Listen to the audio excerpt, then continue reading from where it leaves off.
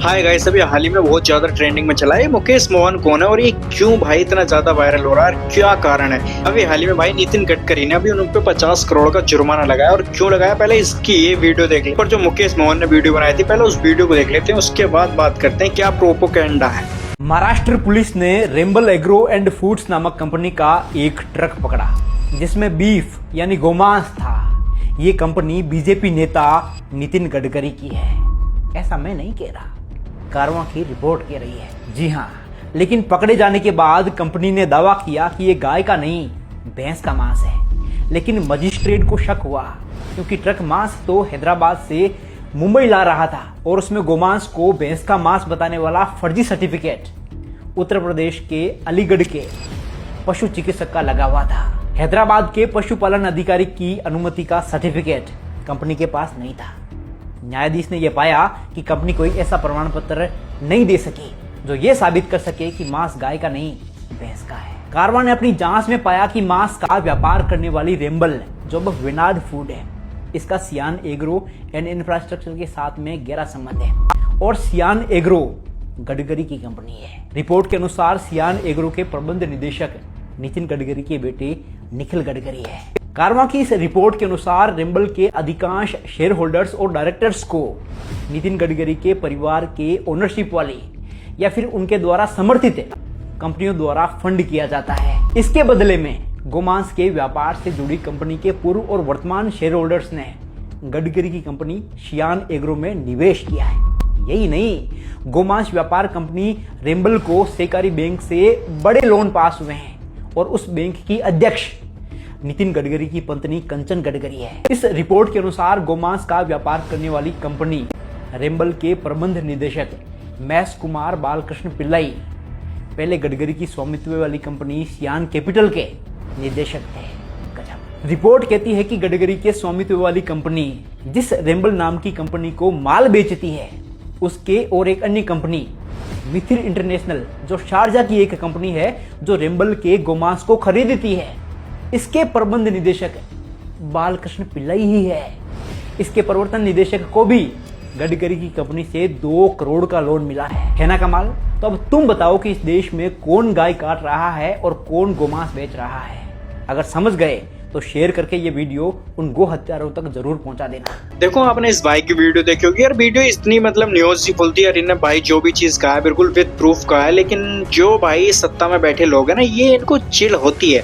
मैं ये किसी का नाम नहीं ले रहा, लेकिन भाई सच बात ये है क्योंकि आज के टाइम में लोग सच जानने के बाद भी अगर भाई नहीं सुधरते तो भाई उनके खिलाफ हमेशा आवाज उठाते रहना चाहिए। वरना तो सोचो, लोग एक तरफ तो गाय को माता माता वाता सब कुछ बोलते हैं भाई, हाँ ये बात सच है गाय माता, लेकिन उनको बचाने के लिए ये लोग आगे नहीं आते, ये राजनीति में कूदते, ये सिर्फ भाई अपना पेट भरते हैं, अपना पैसा जोड़ते हैं और दुनियादारी जाए बाहर में। ठीक, ये भी नितिन गडकरी ने जब इन पे 50 करोड़ का जुर्माना लगाया तो उसके बाद ध्रुव राठी का वीडियो आता है बिल्कुल क्लियरिटी के साथ। आप ध्रुव राठी का एक वीडियो देखो, उसके बाद बात करते हैं। यूनियन मिनिस्टर नितिन गडकरी ने एक इन्फ्लुएंसर मुकेश मोहन पर 50 करोड़ रुपए का डिफेमेशन केस फाइल किया है। इस पर एफआईआर दर्ज करवाई गई है और इसके फोन को भी जब्त करवा लिया गया है। और जानते हो क्या कसूर है मुकेश का कि इसने एक न्यूज आर्टिकल को अपने वीडियो में पढ़ दिया। द कैरेवन मैगजीन की ये रिपोर्ट जो बताती है कि गडकरी परिवार के बिजनेस एम्पायर के बीचों बीच बैठी है एक बीफ एक्सपोर्टिंग कंपनी। सही सुना आपने दोस्तों, कंपनी का नाम है रेम्बल एग्रो एंड फूड्स। ये कंपनी बीफ एक्सपोर्ट करती है यूएई, वियतनाम, ओमान जैसे देशों में और इस कंपनी का डायरेक्ट कनेक्शन है गडकरी परिवार की इथेनॉल बनाने वाली कंपनी से,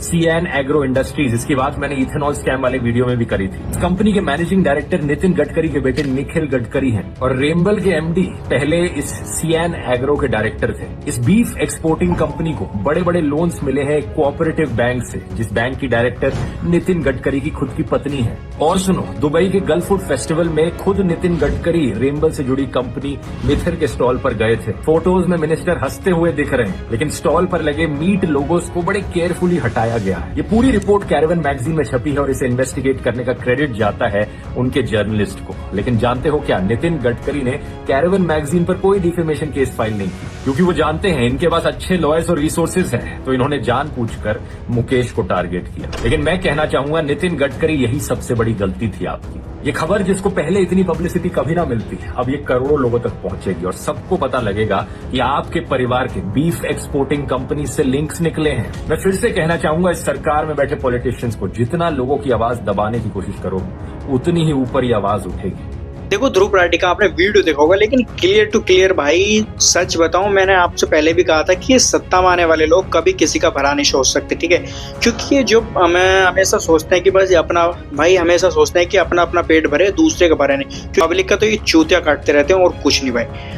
वीडियो पसंद आए तो प्लीज लाइक और शेयर और सब्सक्राइब करके जरूर जाना, ठीक है। बट शेयर करना मत करना, लेकिन कमेंट जरूर कर देना कि भाई रियलिटी में क्या है ये दिक्कत इनको।